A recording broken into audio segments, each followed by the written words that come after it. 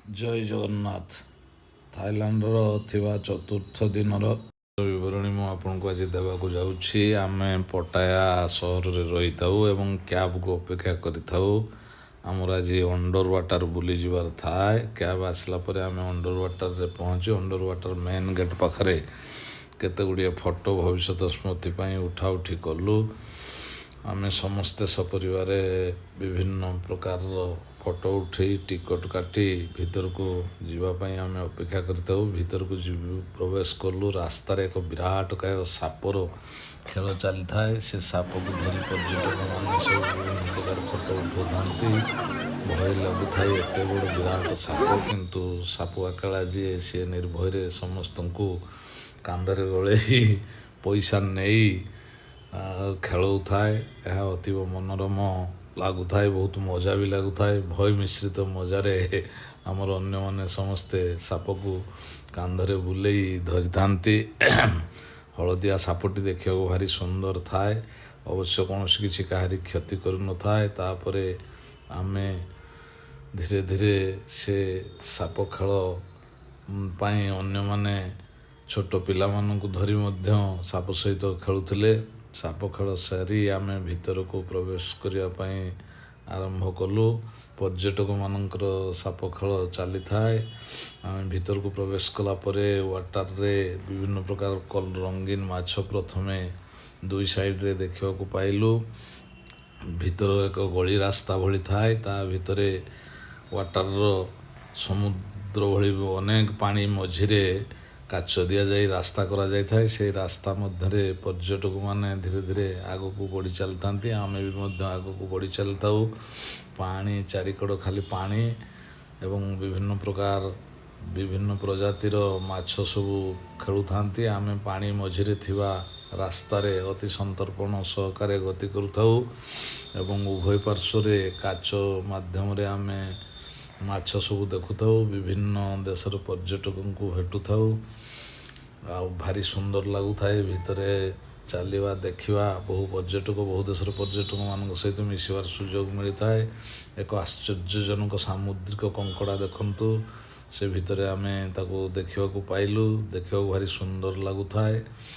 ତାପରେ ଆଗକୁ ଚାଲିଲୁ। ଆଗକୁ ଚାଲିଲା ପରେ ବିଭିନ୍ନ ପ୍ରକାର ରଙ୍ଗୀନ ମାଛ। ଏଇଠି ଦେଖନ୍ତୁ, ଗୋଟେ ସାଙ୍କୁଚ ରଙ୍ଗୀନ ମାଛ କିଭଳି ପହଁରୁଛି, ଅତି ସୁନ୍ଦର ଦେଖାଯାଉଛି। ତାର ବଡ଼ି କେତେ ସୁନ୍ଦର, ମନୋଲୋଭକାରୀ, ଆକର୍ଷଣୀୟ ହୋଇଛି।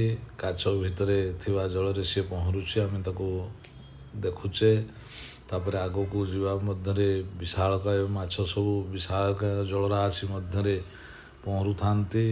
ସବୁଠୁ ଆଶ୍ଚର୍ଯ୍ୟର କଥା ହେଉଛି ଯେ ଆମେ ପାଣି ଭିତରେ ଥିବା ଏକ କାଚରେ ନିର୍ମିତ ଗର୍ତ୍ତରେ ଆମେ ଆଗକୁ ଚାଲିଥାଉ ଏବଂ ଆମ ଚତୁଃପାର୍ଶ୍ୱରେ ଜଳ। ସେ ଜଳରେ ସବୁ ଛୋଟରୁ ବଡ଼ ପର୍ଯ୍ୟନ୍ତ ବିଭିନ୍ନ ପ୍ରକାର କଲର ମାଛ ପହଁରୁଥାନ୍ତି। ଅତି ସୁନ୍ଦର ପରିବେଶ ଲାଗୁଥାଏ, ଭାରି ଖୁସି ଲାଗୁଥାଏ। ବିଭିନ୍ନ ପ୍ରକାର ମାଛ, ସେ ମାଛର ନାମ କ'ଣ ଆମକୁ ଜଣା ନଥାଏ, କିନ୍ତୁ ସେସବୁ ମାଛ ଦେଖି ଏତେ ଖୁସି ଲାଗୁଥାଏ ଏବଂ ଆମର ଛୋଟ ପିଲାମାନେ ସବୁ ଖୁସିରେ ତାଳି ମାରି ନାଚୁଥାନ୍ତି। ଏସବୁ ମାଛ ଦେଖି ଦେଖି ଆମେ ଆଗକୁ ବଢ଼ି ଚାଲିଥାଉ। ଯାହା ସବୁ ଦେଖିବାକୁ ମିଳୁଥିଲା ତାକୁ ସବୁ ଭିଡ଼ିଓ ମାଧ୍ୟମରେ ମୁଁ ଆପଣଙ୍କୁ ଦେଖାଉଛି। ତାପରେ କିଛି ବାଟ ଗଲା ପରେ ସବୁ ବକ୍ସ ମଧ୍ୟରେ ବିଭିନ୍ନ ପ୍ରକାର କଲର ମାଛ ଲାଇଟ୍ ଦେଇ ରଖା ହେଇଥାଏ। ସେସବୁ ମାଛକୁ ଆମେ ମଧ୍ୟ ଦେଖୁଥାଉ। ସେସବୁ ମାଛ ଆଉ ସେ କାଚର ଘର ଏତେ ଆକର୍ଷଣୀୟ ହୋଇଥାଏ, ଯାହାକି ଅବର୍ଣ୍ଣନୀୟ। ବର୍ଣ୍ଣନା କରିବା ତାର ସୌନ୍ଦର୍ଯ୍ୟ ସମ୍ଭବ ନୁହେଁ। ତଥାପି ଦେଖିବାର ଅଛି। ଯଦି ଅଣ୍ଡର ୱାର୍ଲ୍ଡ ଦେଖିବାକୁ ଆପଣଙ୍କର ଇଚ୍ଛା ଥାଏ, ତେବେ କେବେ ଥାଇଲାଣ୍ଡ ପରିଦର୍ଶନରେ ଯାଆନ୍ତୁ। ସେଠାରେ ଥିବା ପଟାୟା ସହର ମଧ୍ୟରେ ଅଣ୍ଡର ୱାଟରକୁ ଯିବେ। ଏଇଭଳି ସବୁ ସୁନ୍ଦର ମାଛକୁ ସବୁ ଅଣ୍ଡର ୱାର୍ଲ୍ଡରେ ଦେଖିବାକୁ ପାଇବେ। ଏତେ ଲମ୍ବା ରାସ୍ତା ଦେଇ ସବୁ ବିଭିନ୍ନ ପ୍ରକାର ମାଛ ଦେଖି ଦେଖି ଆମେ ଆଗକୁ ଚାଲିଥାଉ। ତେଣୁ ବହୁତ ଲମ୍ବା ଏବଂ ଦୀର୍ଘତମ ସୁଡ଼ଙ୍ଗ ଭାବରେ ଗତି କଲା ଭଳି ଆମକୁ ଲାଗୁଥାଏ। ଦେଖନ୍ତୁ, ଏଠି ଗୋଟେ ବିରାଟ ମାଛ କିଭଳି ଆଗକୁ ପହଁରି ଚାଲିଛି। ସେ ମାଛର ନାମ କ'ଣ ଆମକୁ ଜଣା ନଥାଏ, କିନ୍ତୁ ମାଛର ଆକୃତି ଏତେ ବଡ଼ ଥାଏ ଯେ ଦେଖିଲେ ଭୟ ଲାଗୁଥାଏ। ଆମେ ଏସବୁ ମାଛକୁ ଦେଖି ଦେଖି ଆଗକୁ ଚାଲିଥାଉ। ଏଠି ଦେଖନ୍ତୁ ଆପଣ ଏକ ସୁନ୍ଦର ବାହାଲ ମାଛ ଭଳି ଗୋଟେ ରଙ୍ଗୀନ ମାଛ, ତା ଦେହ ବିଭିନ୍ନ ରଙ୍ଗରେ ରଙ୍ଗାୟିତ। ଏଠି ଦେଖନ୍ତୁ ହାଇଡ୍ରା, ରଙ୍ଗୀନ ହାଇଡ୍ରା ମାନେ କିପରି ଖେଳୁଛନ୍ତି ତାହା ଦେଖିବାକୁ ଯେତିକି ମନମୁଗ୍ଧକର ସେତିକି ଆନନ୍ଦ ମଧ୍ୟ ଲାଗୁଥାଏ, ଖୁସି ଲାଗୁଥାଏ। ସେ ହାଇଡ୍ରା ସବୁ ସେଥିରେ କଲର୍ ଲାଇଟ୍ ଦିଆଯାଇଥାଏ, ତାଙ୍କ ନିଜ ଶରୀରର କଲର୍ ସହିତ ସେ କଲର୍ ଲାଇଟ୍ ଆମକୁ ଅତି ଆକର୍ଷଣ କରୁଥାଏ। ଦେଖନ୍ତୁ ଏଠି ଗୋଟେ ବିରାଟ ମାଛ ଆମ ମୁଣ୍ଡ ଉପରେ ପହଁରୁଛି। ଆଉ ଏଇସବୁ ମାଛକୁ ଦେଖି ଦେଖି ଆମେ ଆଗକୁ ଆଗକୁ ଅତିକ୍ରମ କରିଥାଉ। ଆମ ପିଲାମାନେ ଆଗକୁ ଯିବାକୁ ଆଦୌ ଇଚ୍ଛା କରୁନଥାନ୍ତି, ସେମାନେ ସେ ମାଛ ସବୁ ଦେଖିବା ପାଇଁ ତାଙ୍କୁ ଅତି ଖୁସି ଲାଗୁଥାଏ।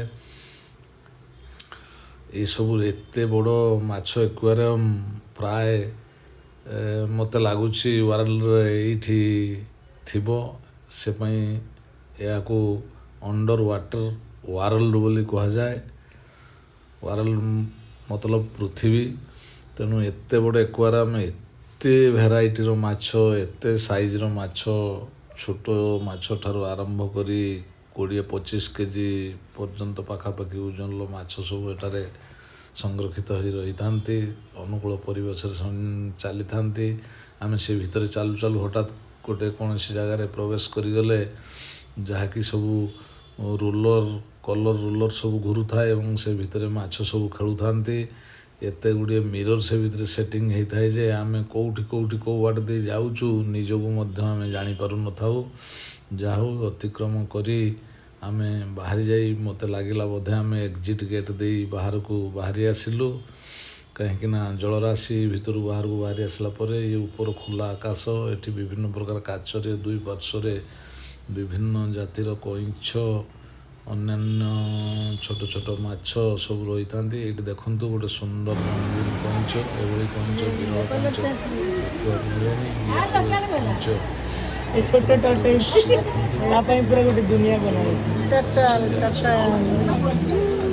ସୁନ୍ଦର ଦେଖନ୍ତୁ।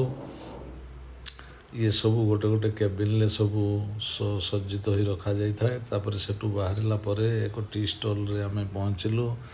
ସେଥିରେ ବିଭିନ୍ନ ପ୍ରକାର ଜଳଖିଆ ସବୁ ଆଉ ପାଣି ଇତ୍ୟାଦି ପରିବେଷଣ କରାଯାଉଥାଏ। ସେଠି ଆମେ କିଛି ସମୟ ବସି ଆମେ ସ୍ୱଳ୍ପ ଜଳଯୋଗ କଲୁ ଏବଂ କରି ଚାରିଆଡ଼େ ଟିକେ ରେଷ୍ଟ ନେଲୁ। କାରଣ ଦୀର୍ଘ ଅଣ୍ଡର ୱାଟରରେ ପାଖାପାଖି 1.5-2 କିଲୋମିଟର ଅତିକ୍ରମ କଲା ପରେ ଆମେ ଟିକେ ଥକି ଯାଇଥାଉ। ତାପରେ ଏକ୍ଜିଟ୍ ଗେଟ୍ ପରେ ଟୋଟାଲି ବାହାରକୁ ରାସ୍ତା ପାଖକୁ ବାହାରିଗଲୁ। ସେ ପାଖ ଦୃଶ୍ୟ ଅତୀବ ସୁନ୍ଦର। ମୁଁ ଆପଣଙ୍କୁ ଚତୁଃପାର୍ଶ୍ୱରେ ଦେଖାଉଛି, ଦେଖନ୍ତୁ ଗାଡ଼ି ମଟର ସବୁ ଚାଲିଛି। ଏ ହେଉଛି ତା'ର ଏକ୍ଜିଟ୍ ଗେଟ୍ର ଦୃଶ୍ୟ। ଏକ୍ଜିଟ୍ ଗେଟ୍ ପାଖରେ ଆମେ ସପରିବାରେ ସବୁ ଫଟୋ ଉଠେଇଲୁ। ଫଟୋ ଉଠେଇ ସାରି ସେଠି ଏକ ବିଶ୍ରାମ ସ୍ଥଳୀ ଥାଏ, ସେଠି ବିଶ୍ରାମ ଟିକେ ନେଲୁ। ବିଶ୍ରାମ ନେଇ ଆମେ ସମସ୍ତ ସୌନ୍ଦର୍ଯ୍ୟ କରୁଥାଉ। ସେଠାକୁ ଯାଇ ଏକ ଇଣ୍ଡିଆନ୍ ପହଞ୍ଚିଲୁ। ପହଞ୍ଚିକି ଆମର ଖାଦ୍ୟ ନେଲୁ। ଇଣ୍ଡିଆନ୍ ରେଷ୍ଟୁରାଣ୍ଟ ଜାଗା ସବୁ ମିଳୁଥାଏ। ସେଠୁ ଖାଇସାରି ଫେରି ଆସି ଆମ ହୋଟେଲ ଲବିରେ ଆମେ ସନ୍ଧ୍ୟା ପ୍ରାୟ ହେଇଯାଇଥାଏ ବସି କିଛି ସମୟ ଆନନ୍ଦ ଉପଭୋଗ କଲୁ। ସଫ୍ଟ ଡ୍ରିଙ୍କ ମଧ୍ୟ ନେଲୁ, ଫଟୋ କିଛି ଉଠେଇଲୁ। ସେଠି ଅପେକ୍ଷା କରି ଆମେ ବିଶ୍ରାମ ନେବା ସଙ୍ଗେ ସଙ୍ଗେ ସେ ହୋଟେଲର ସୌନ୍ଦର୍ଯ୍ୟ ଅପେକ୍ଷା କରିଥାଉ। ଆମର କ୍ୟାବ୍କୁ ଅପେକ୍ଷା ଥାଏ। ଆମେ ସେଦିନ ରାତିର ବ୍ୟାଙ୍କକ୍ ଫେରିଯିବାର ଥାଏ।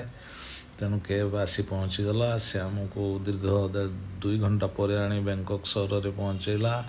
ବ୍ୟାଙ୍କକ୍ ସହରରେ ଶ୍ୟାମା ଲେକ୍ ଭିଉ ହୋଟେଲରେ ଆମେ ଚେକ୍ ଇନ୍ କଲୁ ଏବଂ ଚେକ୍ ଇନ୍ କରିସାରିଲା ପରେ ଆମେ ନିଜର ରୁମ୍ ନେଇ ସେ ହୋଟେଲରେ ରାତ୍ରି ବିଶ୍ରାମ କଲୁ। ଆସନ୍ତାକାଲି କୁଆଡ଼େ ଯିବୁ ମୁଁ ଆପଣଙ୍କୁ ପରବର୍ତ୍ତୀ ଭିଡ଼ିଓରେ ଜଣେଇବି। ଜୟ ଜଗନ୍ନାଥ।